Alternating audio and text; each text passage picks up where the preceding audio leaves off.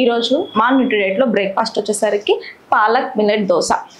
So బేసిక్గా మేము బ్రేక్ఫాస్ట్లో ఆల్మోస్ట్ దోశ కానీ ఇడ్లీ కానీ ఆర్ ఊతప్పం పొంగనాలు ఇలాంటివి ఏవి యూజ్ చేసినా మేము మోస్ట్లీ వెజిటేబుల్ చట్నీ లేదా కోకోనట్ చట్నీ అనేది యూజ్ చేస్తాము. పీనట్ చట్నీ అయితే కొంచెం క్యాలరీస్ ఎక్కువ ఉంటాయి.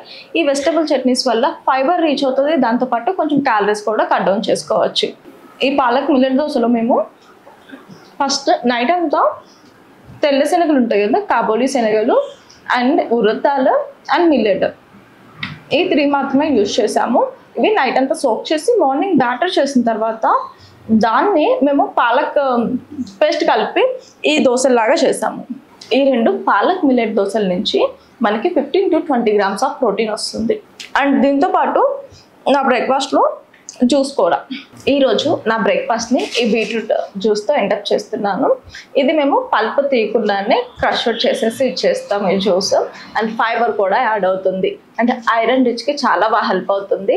బట్ చాలామంది జ్యూస్ తాగేసి వితిన్ 1 hourలోనే టీ కాఫీ తాగేస్తారు. దానివల్ల మీకు ఐరన్ అనేది అబ్జార్ప్షన్ అవ్వదు. టీ అనేది ఐరన్ ఇన్హిబిటర్.